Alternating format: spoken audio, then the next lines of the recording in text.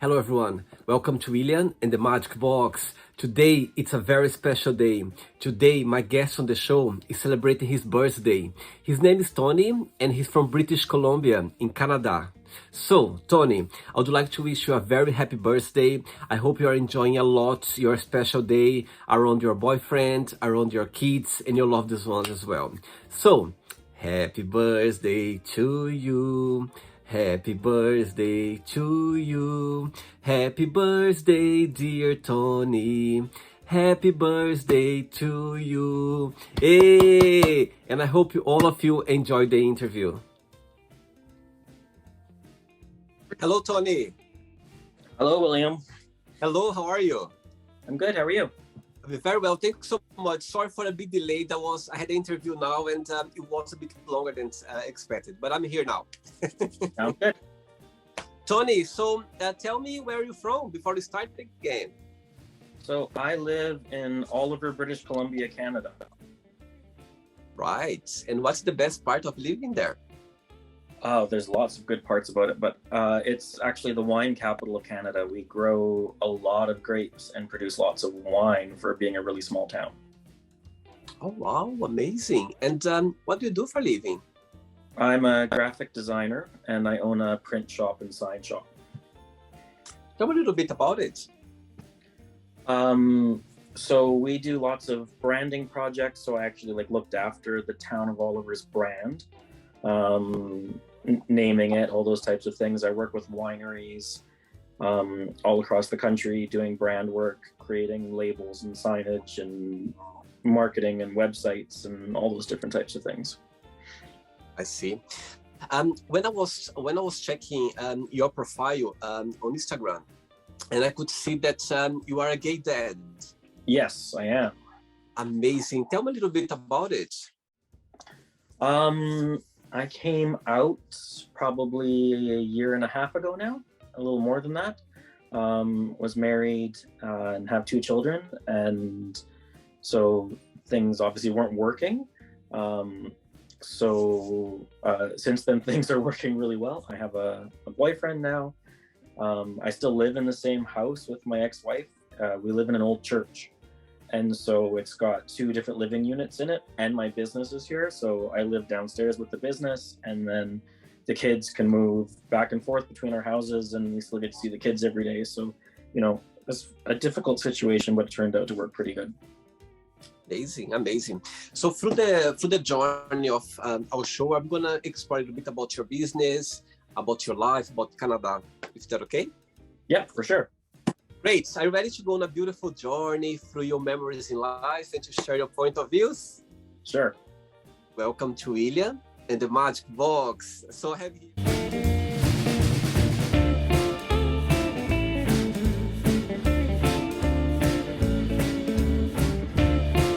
My best friends, full of random fun questions, okay?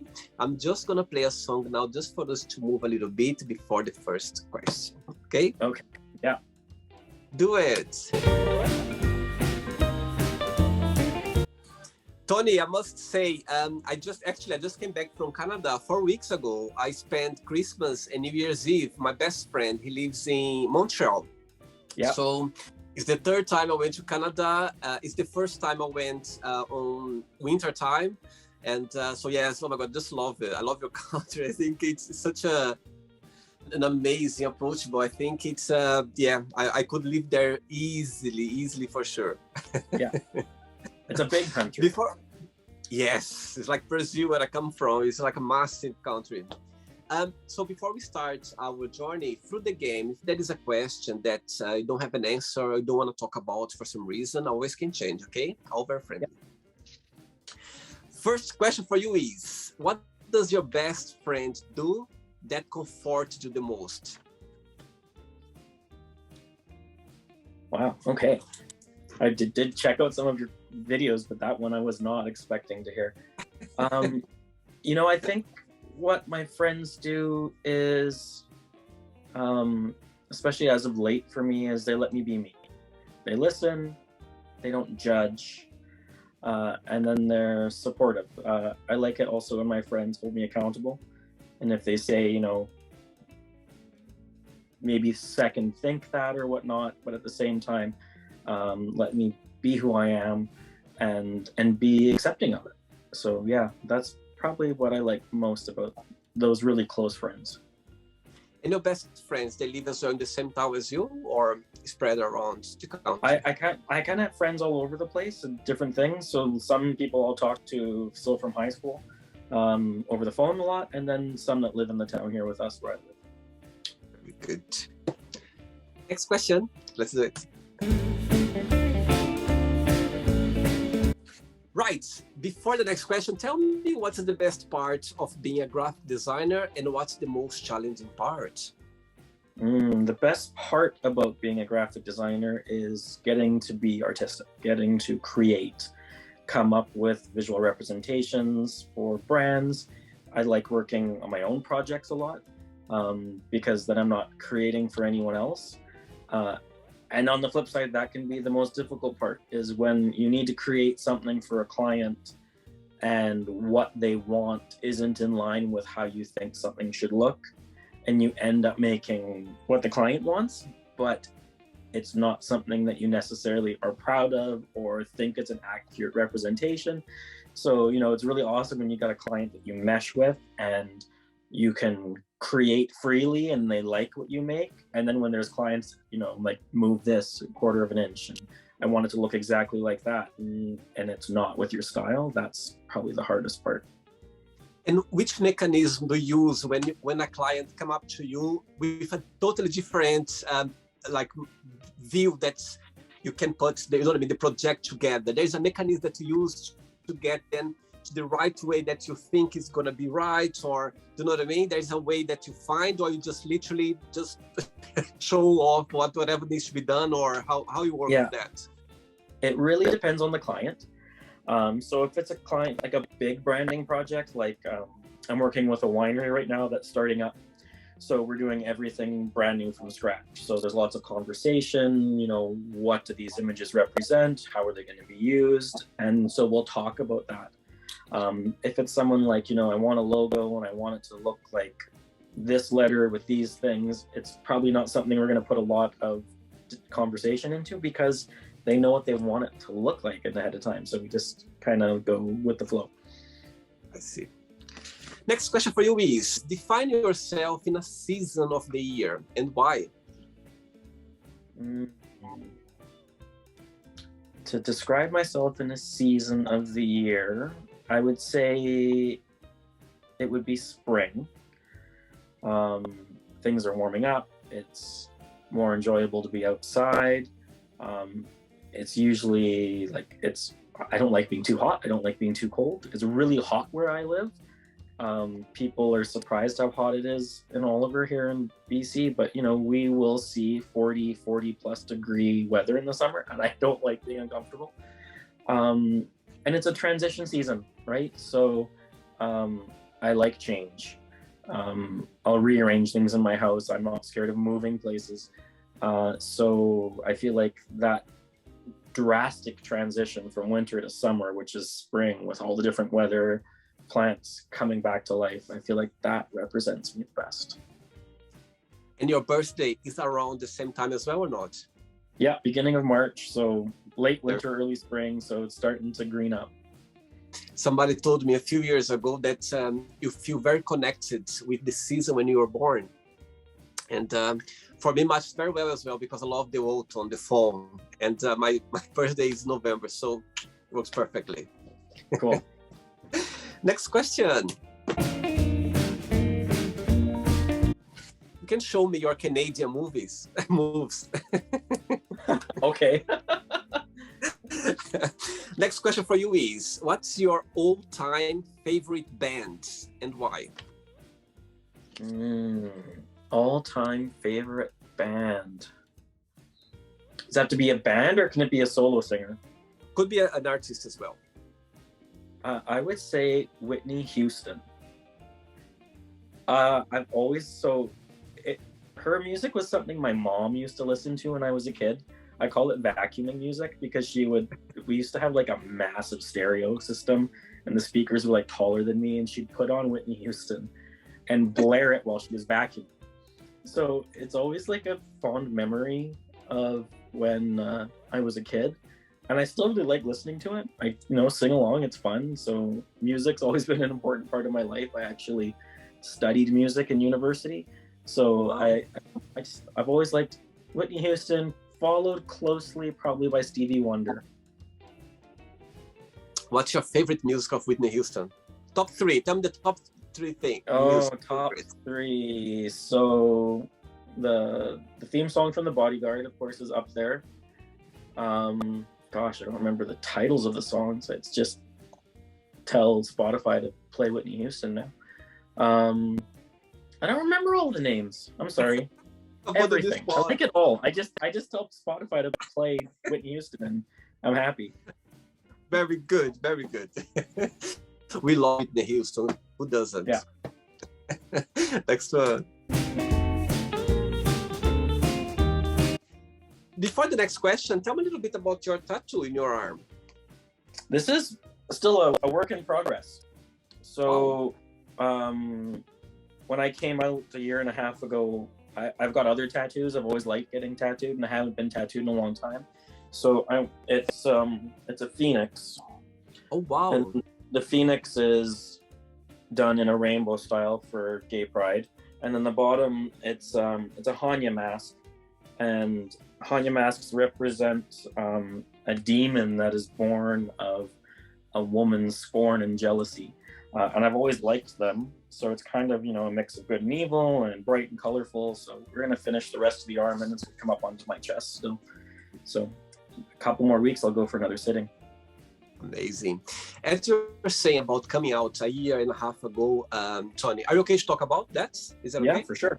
Yep. So tell me, when you decide to come out, or to be yourself, who you truly are, there was like a situation, or you're just kind of, okay, that's the time for me. I need to be myself 100%, or naturally it happened.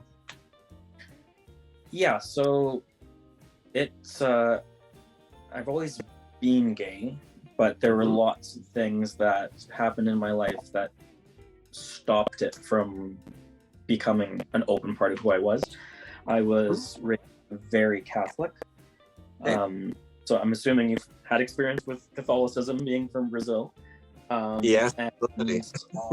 So I was involved in the church. I worked for the church for a while. So being gay and being Catholic didn't mix. Like, I've actually seen 2 popes. I went to World Youth Days. It was, so I was really involved. So that didn't really fit. And there was some childhood trauma there that also was affecting things.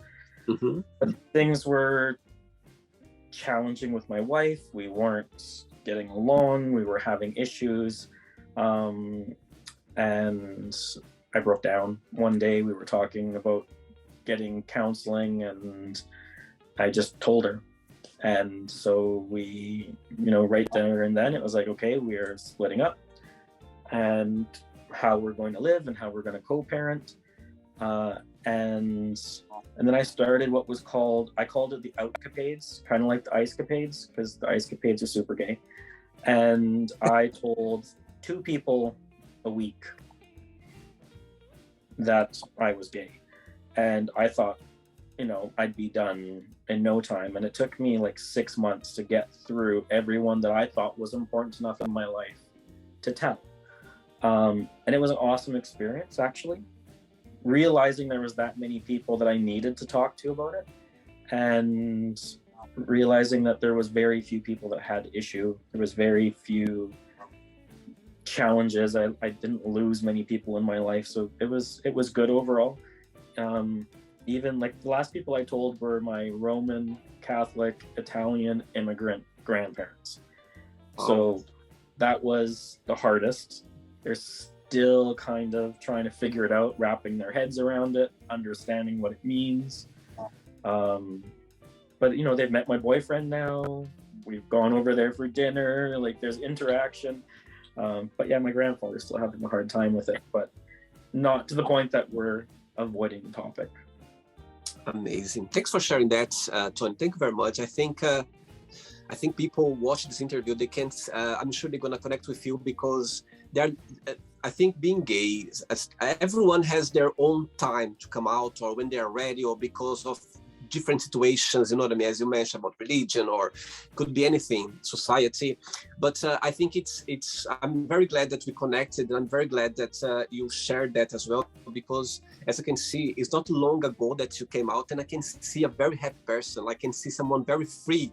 You know what I mean? You talk about, I can see your eyes shine about your boyfriend, about you being gay. Be yourself. You know what I mean? I think it's brave. I think it's very brave, because a lot of people out there, they are in the same situation as being in the past, like married with kids. You know what I mean? And sometimes they're not strong enough, or for different reasons as well, to be themselves. And I think you like sharing your personal life regarding that, I think you're going to be helping a lot of people for sure. Thank you. Yeah, Appreciate it made me a better person. I was not happy. I was grumpy. I was miserable. I was irritable. Being myself makes me a better father. I'm not as irritated by my children, because I'm not constantly fighting with myself. Yeah. I quite often describe it as having a wall that was built up inside of me, and there was two halves of myself, and one half was always grumpy and miserable because I was working so hard to hide the other part of me, and then anything that I thought was gay or was synonymous with being gay, I would bury. So like, I had stopped singing, I had stopped doing things that essentially made me happy, because I didn't want people to see that connection with being gay. But by burying all those things, it just made me miserable all the time. And now I'm happy, and I can connect with my kids, and I don't care what other people think. And by not caring, it just shows how much people actually do care. That's kind of a weird way to put it. Absolutely. No, I understand. Yeah. And as I can tell as well, as I say, it's the first time I'm talking to you, and I can feel, you know what I mean, it's yourself talking about, and you know what I mean, as I said before, like, shine your eyes. I think people, you know, when they find themselves the way they should be, or the way they are the real person, people, even if they don't know us, or they don't know, they can feel it, they can see, you know what I mean, that you are being authentic. It's the real person, like, in front of me talking. Amazing. I think we're connecting the right time. Cool. Okay, next question for you is, if you could have a superpower, what that would be and why? If I could have a superpower, I think it would be to fly, just because, you know, it's that childhood dream of flying, right? It was something I always thought about flying. I enjoy flying, of course, in a plane. So the ability just to get somewhere easily, without having to put a lot of effort into it, just off you go. I think that would be my preferred superpower. Not because I want to save the world, just because I want to get things done more quickly. If you could fly somewhere right now at the moment, where would you fly? Ooh. I would probably fly to London, believe it or not. I have a cousin who lives there, who I haven't actually ever met in person. Wow. So we talk a lot online, and I would love to meet him and his boyfriend. He's the only other real gay guy in the family. He immigrated to the UK from Italy. So, like, I saw his parents when I was 3. So that means, like, it's a distant connection, but we talk a lot, and I've always wanted to go meet them. So that's where I would fly. There you go. You have 2 reasons to come to England: to visit your cousin, and to come to see me as well. Yeah, well, it's on the list of where we want to go. Next question. Okay, Tony from Canada. Next question is, if someone come up to you, offer to tell your future, would you accept it or not, and why? No. One, because I don't think they could. But if they could, I wouldn't want to know. Um, I think it's really important to be in control of your own future, especially after being in a part of my life for so long that I was living a life, but not a life that I really was in the best control of. So I wouldn't want to know. I think it would be stressful, especially if the prediction was, I had 16 months to live. Um, Trying to accomplish too much during that time. I'd rather be in the moment, make my plans, work towards the plans, and then let things be however they turn out. Very good. Next question. Let's do it. Before the next question, Tony, tell me, what's the best part of being a gay dad? But of course, there's always a challenging part as well. What that would be? The best parts. I'm going to start with the challenging part. So, what I find is most challenging is the worry of it. I can deal with people on my own, not an issue. I'm confident. I'm good at standing up for myself, but I always stress a bit and worry about the situation it puts my kids in. Like, I think back to high school and elementary school and growing up, and that was a horrible time. Like, being picked on, and I was into music, I was into drama, those were the things I was, and I was called gay and a fag, and it was really detrimental. So I always worry that, are my kids going to be picked on or bothered or bullied because I am gay, and the situation that it puts things in. But it doesn't seem to be like that. It's a very different time than when I was younger. There's a lot more gay families at school where my kids are and whatnot, and interacting. Like, one of my son's friends' mom came and celebrated with me yesterday, and she's like, I'm splitting up with my husband, and I'm like, oh, because I fell in love with a woman, and I'm like, oh my gosh, like, so things are very, it was kind of nice. So it's that's always my worry, is, are they going to have a harder life because of my choices? But then the best part about being a gay dad is, well, the personal part is just that I'm open, I'm honest, I'm authentic. They see me with my boyfriend, they interact with him, and they can see what love is. They can see what a couple is like with proper attraction. And I hope they're gonna see that from their mom too when she finds somebody, because, like, I found my boyfriend really quickly and didn't expect to fall in love and be in a relationship now for over a year. So that's the best part about it. It's that I'm not hiding anything. There's no inner angst, and they get to be in my life and see me as me, and love me for it. So, good one. Next question is, what are the top 3 things on your bucket lists? Okay, so going to London to see my cousin is one of those bucket list items.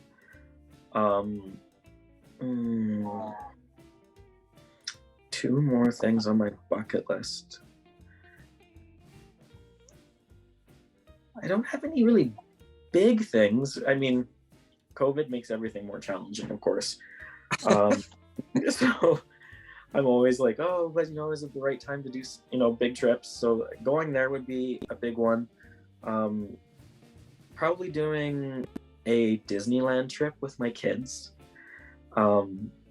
which I don't talk to them about, because if we do it, I want it to be a big surprise. And then too late now to find out for the interview. Yeah, well, they probably won't watch it. So, like a big family trip would be nice as well.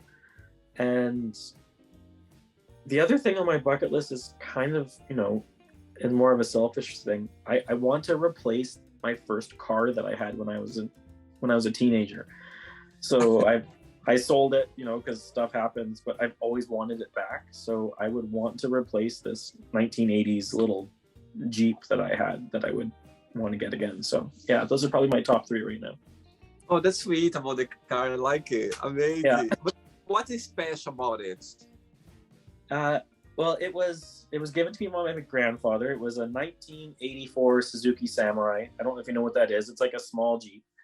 And a friend of mine and I completely redid it. We did all the body work, painted it yellow, changed out the tires, and just, it was always a fun project car and lots of good memories from that vehicle. So yeah, I've always wanted to replace it. So I had this little run around 4x4 vehicle again. Oh, sweet. Next question. Let's do it.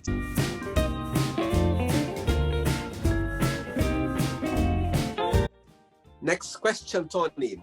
Tell us about your earliest memory in life. We were just talking about this the other day. My staff and I were talking about early memories. So the earliest memory I have was when I was 3 years old, and we were on a family trip to Italy.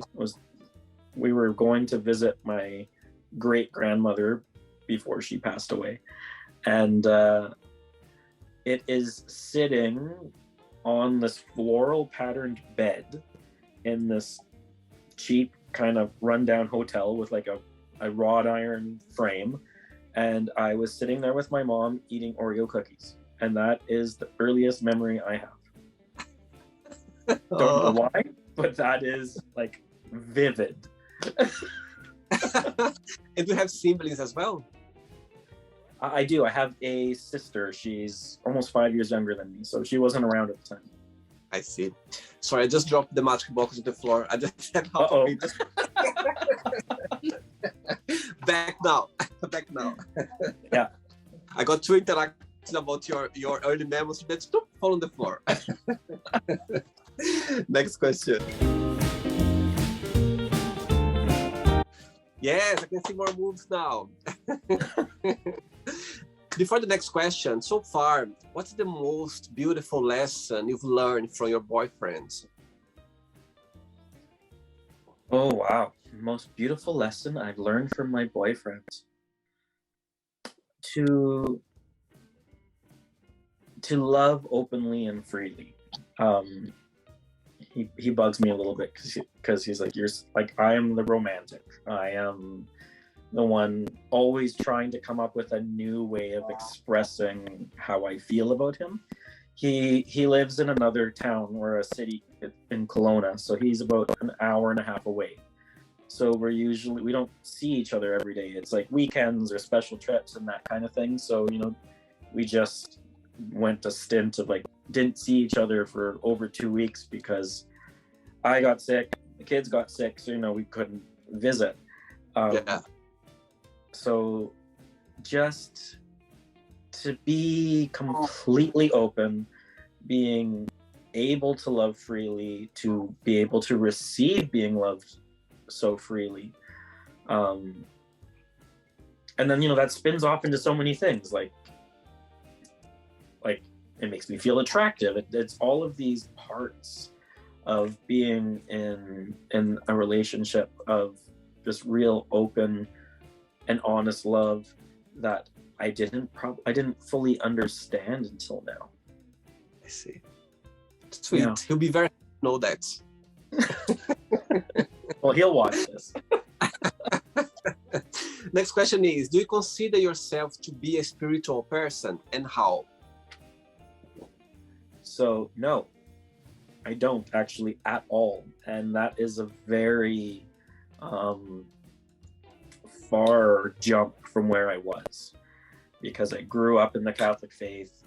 I was an altar server. I worked as a youth minister for multiple churches. I went to World Youth Days. I was the organizer of a youth band. I used to teach catechism. I worked so hard at being Catholic, and worked so hard at trying to find the answers to who I was and where do I fit. And once I came to terms with who I was and really decided I don't fit there anymore, I was able to look at all of that in a completely different light. Um, and I'm a firm believer that if the church or a church is where you belong, that's great, because that's an important part of life. And I've experienced it as an important part of life. But I look at it now and just shake my head and go, how did I see it that way and experience it that way? It's got to the point that I've actually fully defected from the Catholic Church in writing, sent it to our diocese. The bishop has seen it. Because the thing about the Catholic Church is you get baptized as a baby, and they boast having billions of members, but the only way they count people is by who's been baptized. And once you're baptized, you're a member of that church for life, whether you've gone to a service ever again. And I said, I don't like that. So the only way to not be counted is to fully go, and I think it's an actus formalis defectus, whatever the paperwork was that I had to sign. And I put a lot of work into it. I talked to an old priest who I was friends with, talked to our bishop, and fully left the church for so many reasons. If you're curious, I have a post on Instagram about it, of lots of things that I just don't agree with. And it also, I don't know if you're familiar or if you talked about it with your friend when you were in Montreal, but there's a big thing happening in Canada right now with the Indian residential schools. So were a whole bunch of schools where Indigenous people were sent, that were run by the Catholic Church, that children were dying and going missing for the last 100 years. And they're now finding around these old buildings, because the schools don't run anymore, because the idea was that these children would be indoctrinated into society, that their culture was being erased. They're finding hidden graves of now thousands of missing children. And so it's a huge call to the government to resolve this problem and identify who these people are and let the families know where these kids have gone. And there's now generational cultural genocide happening, where children are experiencing horrors that were experienced from family members in the past. It's a really big deal, and the Catholic Church has a lot of blame and a lot of blood, literally and figuratively, on their hands. And that was something that really had me reevaluate where my feelings were with the church. And then I was like, yeah, so that was a long way of saying I have no spirituality. I went from being, big into church to having zero spirituality at all. I see. Wow. It's a very, very interesting topic and point that you just mentioned now, Tony. Wow. No, I didn't know about that. We didn't talk about, didn't know that. So I'm very surprised about that situation right now. Wow, that's very, interesting in a way, it's a big deal. As you said, a big deal now. They're trying to work out what was behind these things that happened in the past. Yeah. Saying that, Tony, when you were involved in the church as a child or a teenager, did you ever cross your mind that you could be a priest as well, or follow the path of being a priest? Yeah, it sure did. That was one of those things that was regularly asked of me by members of the church, because the Catholic Church is not producing very many priests, especially out of North America. It's usually more developing countries that are making priests right now. Lots coming out of the Philippines and India and whatnot. So it was regularly asked of me, and I always thought, well, and it's kind of almost suggested in that the Catholic Church always says it's okay if you're gay, but you're not supposed to act on it. If you've got these feelings, okay, it's who you are, but acting on it is not okay. And so quite often they recommend people to enter the priesthood because of the vow of celibacy. It's like, okay, that's the way you are. Well, service of God and work for the church and become a priest. So it was something that was thought about when I was in elementary and high school. But just decided that wasn't what I wanted to do. I missed the singing. Like, that was always, I enjoyed that. My mom, my sister, and I, we can all sing, and it was always enjoyable. It's one of the only places you can go somewhere and kind of have that singing in a formal manner, and it's okay to sing and take part. So I mean, I do miss that. And saying that as well, Tony, I saw something that I'd never seen in my life before in this trip to Canada. I went to a church there. Yeah, I don't think it was a cathedral. It was a church, or actually, I'm not sure. But anyway, there was a gay flag inside. And I was like, I'm going to send the picture afterwards. Because I saved the picture, I'm going to send to you so you can have a look. I was with my friends. You see my tendency of going to church. I was walking the city, and we were just walking during the week. And I saw this church. Oh, let's go inside. Just from there, you see my connection with the church. I said, let's just go inside. And I went there, and I was just looking around. And suddenly, when I was about to leave, I was like, no, what's that? There's a gay flag there. I couldn't believe. And actually, besides... on the side of the gay flag, there was a picture explained about LGBTQ and the sport and everything. And for me, it was the very first time. And I was like, wow, that's impressive to see a gay flag in a church. For me, it was something like real. And I was like, wow, it just made my day. And I think something pulled me to go there, because I was walking the street, was snowing. I said, let's go to the church. I just want to go and see there what's in there. And suddenly I found that I found very interesting. I have 3 questions left for you, okay? Let's do it. Next question for you is, what is one movie you could watch over and over again? It is called The Terminal. It's, oh gosh, now I got to remember the name of the actor. Has Catherine Zeta-Jones in it, and, why have I forgotten his name? He is a big actor. He does the voice of Woody for the Toy Story. Tom Hanks, there we go. Sorry. I was up really late tiling my shower last night, and my memory is... So it has Tom Hanks in it, and he plays a Middle Eastern character from a made-up company called Krakosia. And while he's flying to the US, his country goes into civil war and is no longer recognized as a country. So he gets stuck and lives in the terminal of JFK, the big airport.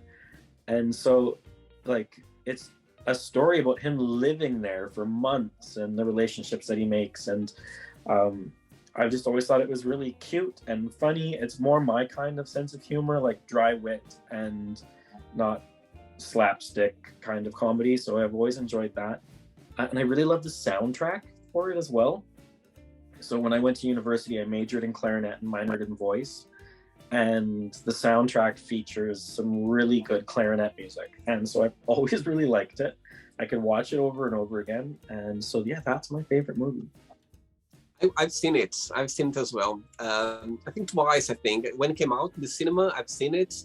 And actually, I found very interesting, because when I saw the trailer, I was like, my God, just he gonna be at the airport for the whole movie? What's it about? But after I got so attached to the movie, it's so interesting how they, you know what I mean, kind of made the movie go on and on and on with him in the airport. I think it was very clever. You know, medicine for goat.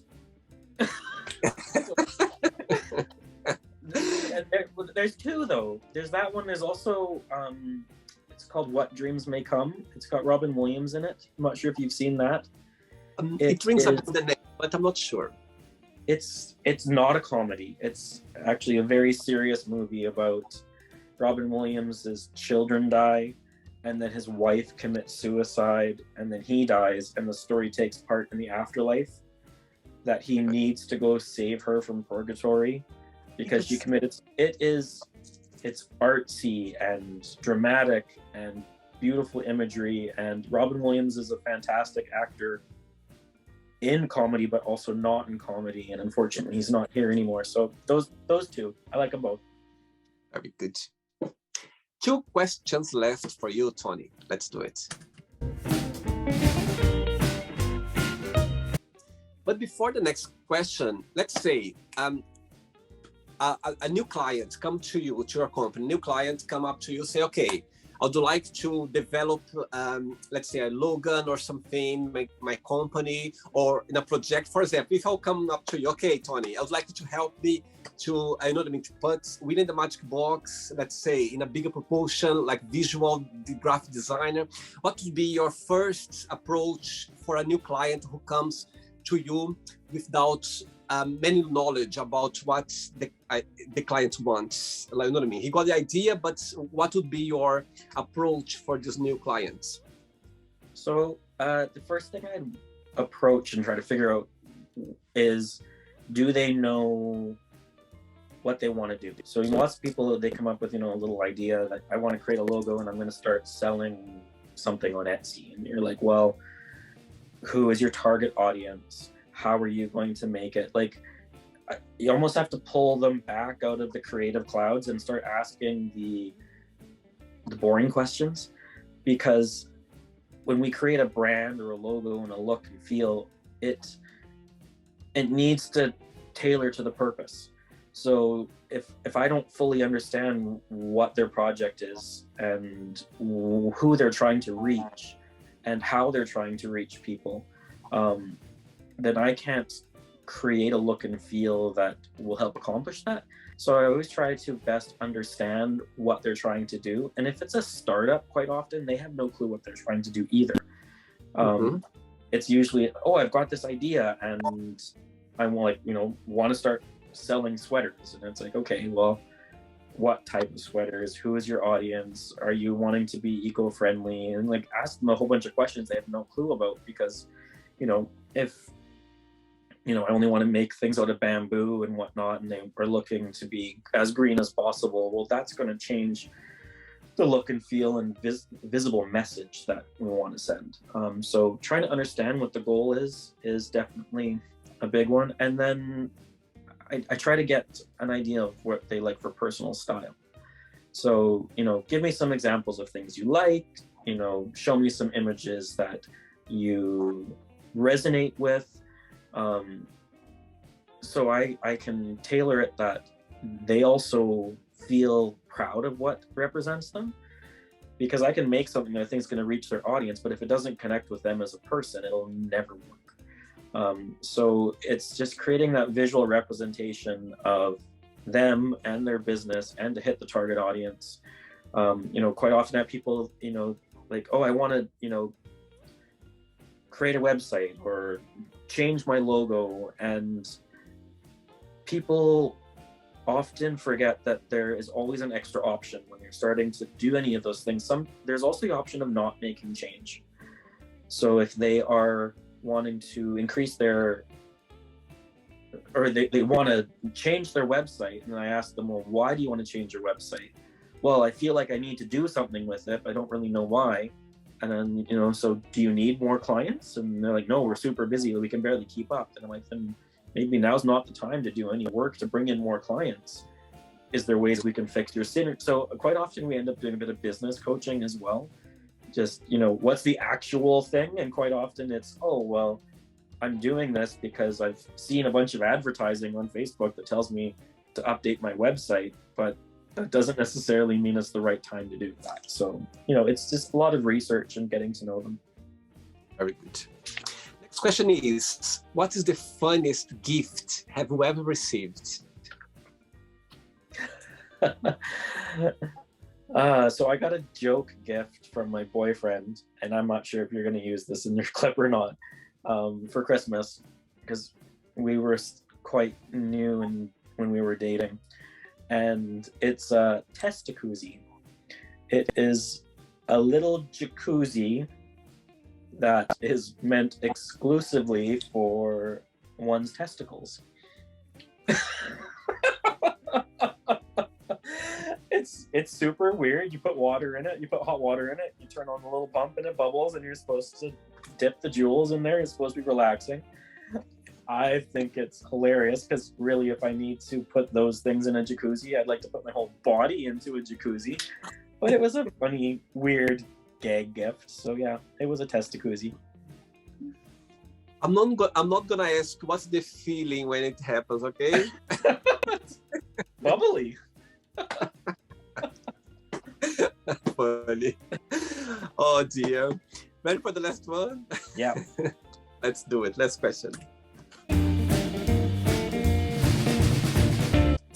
Tony, but before the last question, what would be your best piece of advice for someone who at the moment is struggling, that you went through a year and a half ago when you came out, someone who is kind of lost or not trying to find their way, they're not, you know what I mean, they're a bit without any support. What would be your best piece of advice to encourage this person to find their own way? It's okay. I feel like that is the easiest way to convey it, whether you're gay or lesbian or transgender or non-binary, or you don't know how to identify at all. It is okay. Is probably the easiest way to put it. To not be hard on yourself, because that's where it's most difficult. It is the way you feel is okay, and it is acceptable. And if you can acknowledge that it's okay, then you can make the next step, and don't go from 0 to 100, right? Steps are small. Realize it's okay and be comfortable with being okay. And that doesn't mean you now need to come out the very next day. Get comfortable in your skin, acknowledging that your feelings are true and authentic. So yeah, that's the easiest way to put it. It's okay. Thank you. Last question is, if you could make up a school subject, what that would be and why? A high school subject. Or any, like, just a school subject. It doesn't need to be high school or any. Okay, well, I kind of got two things in my head for that. So one, I wouldn't want to make it up, but I'd want to bring it back. I'm not sure where it is where you're at, but right now there's a huge lack of music in the school systems. And so that was such a big part of my life in high school. I was in multiple bands and playing instruments, and that is disappeared. So I would love to see that back and more prominent, because it's really important, I think. But the other thing is, I would love to create what I would call like a real life course to show all the things that you really need to understand before you hit adulthood, like managing your bank account properly, how do credit cards really work, how to budget, the importance of understanding costs of food and cooking versus going out. So a lot of those things that most young people screw up, run up their credit cards, fully understanding, you know, the capitalism of it almost, because I feel like I didn't learn that, my kids aren't learning that, and a lot of people are they just kind of hit the world not fully understanding, like, how to do your taxes, why do you have to do your taxes, like even understanding why taxes are there. Like a lot of that just kind of isn't instructed. So I think some real world kind of training would be the course I'd create. Very good point. Right, it's not the end yet. Let's play now the word association game. Okay, I'm going to give away some words. Just tell one word that comes to your mind. Quick thinking. Okay. So, I hope you are enjoying the interview. Before we do the word association game, don't forget to give a like, don't forget to share this video, and also don't forget to subscribe to our channel. Just click on the button right there. Thank you so much and enjoy the word association game. Okay, let's start with money. Slave. Family. Love. How about life? Happiness. One word for sex. Always. Ooh. One word for love. Always. Okay. Politics. Entertaining. Religion. Boring. Fear. Learning. Friendship. Family. Desire. Happiness. Regrets. No such thing. Success.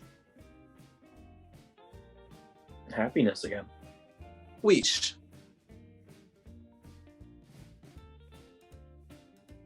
Why? One word for happiness. Family.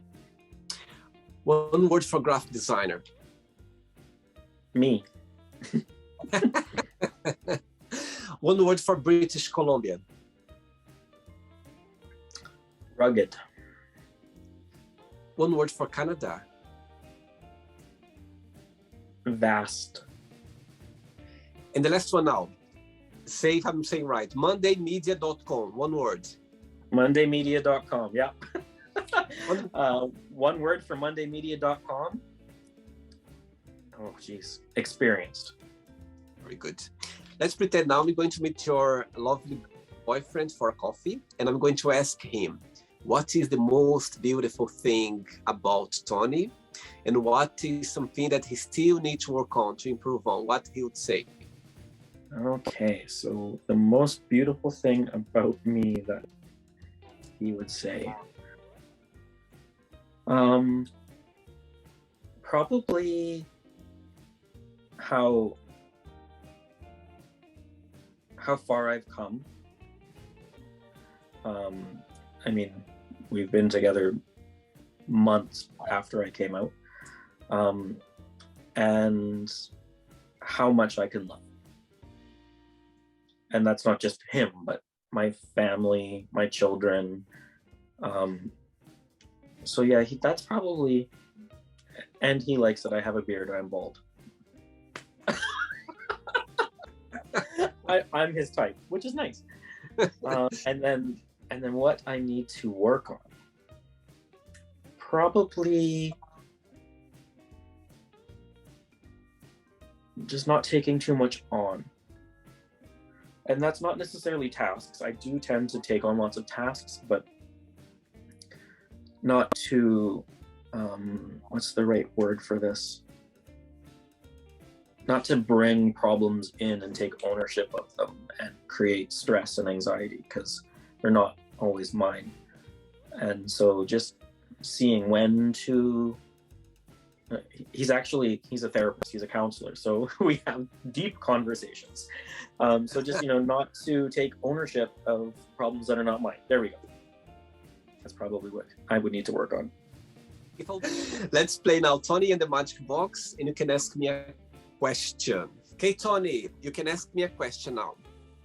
So I am curious, outside of the vlog work that you're doing, and you're very busy with it from what I can tell, what do you do for work? Good question.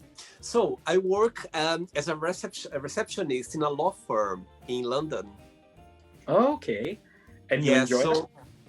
I do, but it's a job that I interact with a lot of people, a lot of interesting people. It's something new for me as well that I haven't done before. And it's nice. I go to work, it's when you are in a workplace where you enjoy people around you, when you learn every day as well. And because it's a law firm, there's a lot of things that you learn, a lot of terms that I never heard before in English. There are so many fields that I never thought that I would understand. So I think since I've been there, I've learned a lot, I've grown a lot as well. And I think that when I have lawyers on the show as well, and sometimes I ask some questions to them related to my job that I've learned through this time I've been there. And yes, it's always whatever I do in my life, I always try to take the most of it, to learn the most of it. And being there, it's been a let's say, as interesting journey, a very fun, interesting journey that I've been learning a lot as well. And actually a lot of things as well, everything through like work life or my private life, every bit I take for the show. You know what I mean? It's kind of like it's kind of bring experience for me to do that as well. What I'm doing now, this format of the game. So yeah, that's my job that I've been doing for the last, let's say, 2 years, 1 year and a half, more or less. So yeah, that's something I'm doing. But this work here, this the Magic Box, it takes me like 24 hours of my day for sure. I go to bed, organize the Magic Box, I wake up, organize the Magic Box, and it's something that I want to do for life. That's what I want to do full time. I think that's what I'm aiming to do. That's why I'm working very hard, because that's something that I've got other projects as well based on this one. But for now, I'm expanding the channel the most I can to implement these other projects as well based on this one. So yeah, so it's work in progress, let's say. Cool. Tony, did you enjoy the interview? Did you enjoy your time? It was lots of fun talking to you. Thanks so much for taking the time. I know you're very busy. Thanks so much for taking the time. And also thanks for sharing your experience in life and to be so open. I think doing that, I'm sure people watch the interview, they're gonna appreciate a lot as well. Sometimes we believe when we are going through rough times or challenge times, or even we are not let's say, not well informed what's going on with ourselves. Sometimes we can find ourselves in place sometimes that we don't have answers for. And sometimes seeing people talking open about their experience or challenge is always good, that people, they can connect as well. They can see that they're not alone out there. There are so many people out there facing some challenges or some, not just that, but some amazing experience as well, that sometimes it's good to hear other people talking about and be open as well. So thank you very much for being kind and for being sweet and open as well. Thank you. Awesome. Thank you. But before you go, I would like to share just a positive message or a positive quote, something that inspires in life.